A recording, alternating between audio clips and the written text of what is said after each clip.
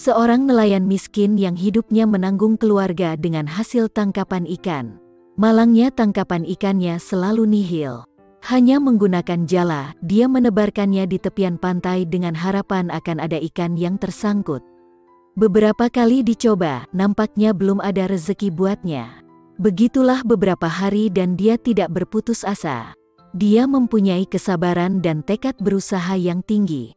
Pada suatu hari, dia ke pantai lagi, menebar jala dengan harapan ada ikan yang tersangkut. Beberapa kali dicoba, namun tetap tidak ada hasil.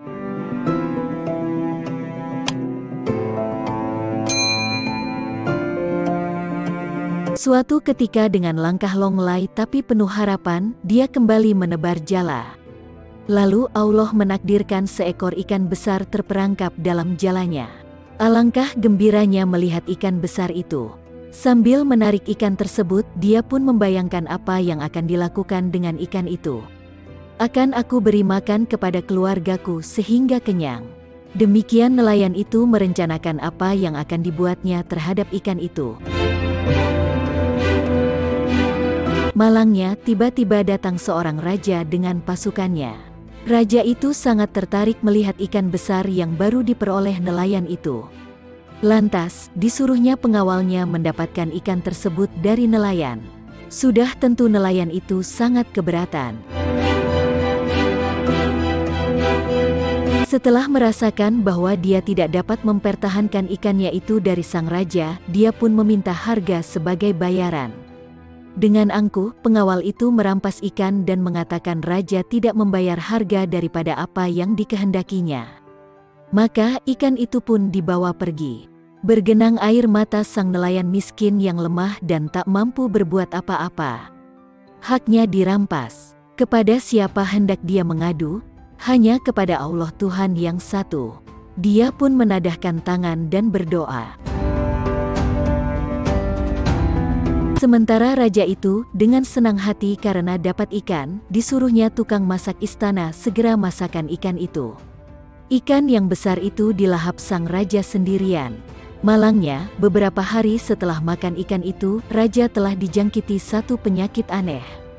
Penyakit itu pada mulanya hanya berupa bengkak pada ibu jarinya. Bengkak itu disertai dengan sakit yang sangat mengganggu dan tidak nyaman. Lama-lama mula bernanah.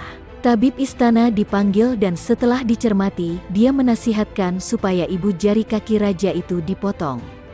Raja enggan menerima nasihat tabib istana. Disuruh carikan obat untuk penyakitnya. Namun obat tidak ditemui juga, walau bermacam ikhtiar diusahakan. Beberapa hari kemudian, tabib istana yang merawatnya memberitahu bahwa penyakit itu telah merebak hingga ke mata kaki. Kakinya hendaklah dipotong supaya penyakit tidak merebak ke atas. Raja masih enggan menerima nasihat tersebut karena dia sayangkan kakinya. Dia memerintahkan agar dicari tabib lain yang lebih handal. Seorang tabib dari luar pun dibawa. Setelah melihat penyakit di kaki raja, dia pun memberitahu bahwa penyakit di kaki raja itu telah merebak hingga ke betis. Kalau tidak dipotong betis, ia akan merebak ke atas lagi. Ketika itu, pasrahlah sang raja. Lantas betisnya itu pun dipotong. Raja sangat sedih atas kehilangan betisnya. Namun, kesedihannya tidak tamat di situ. Dalam keadaan sedih karena kehilangan kakinya, tiba-tiba negerinya dilanda gempa. Harta benda dan jiwa banyak yang musnah. Keadaan ini membuat raja sangat heran. Lalu, raja memanggil seorang ulama dan bertanya tentang maksud di balik semua musibah yang menimpanya itu. Tuanku telah menzalimi seseorang, ulama itu membuat rumusan. Seingat beta, tidak pernah beta zalimi siapapun, ujar raja. Coba tuanku ingat lagi, pernahkah tuanku zalimi seseorang? Ulama itu tetap dengan rumusannya.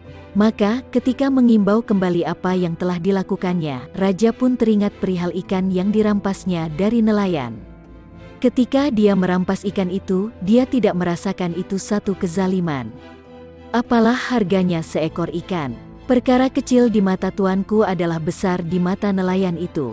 Ulama itu mengingatkan. Raja itu memerintahkan agar nelayan itu dicari dan dibawa menghadapnya. Apa yang telah kamu lakukan setelah ikanmu beta rampas? Raja bertanya kepada nelayan itu. Saya tidak lakukan apa-apa, jawab nelayan ketakutan. Ceritakan terus terang, kamu tidak akan beta apa-apakan. Raja membujuk dan menenangkan nelayan yang ketakutan itu. Akhirnya nelayan itu pun berkata, setelah ikan itu tuanku rampas, saya hanya mampu berdoa kepada Allah. Apa doamu? Tanya raja. Nelayan pun berkata, aku hadapkan wajahku kepada Allah dan berkata, ya Allah, sesungguhnya Dia telah memperlihatkan kekuasaannya atasku. Maka tunjukkanlah kekuasaanmu ke atasnya. Di dalam hadis diterangkan, Ibnu Abbas radhiyallahu anhu meriwayatkan bahwa Nabi telah mengutus Mu'az ke Yaman dan beliau berkata kepadanya, takutlah kamu akan doa seorang yang terzalimi, karena doa tersebut tidak ada penghalang di antara dia dengan Allah. Hadis riwayat Bukhari dan Muslim.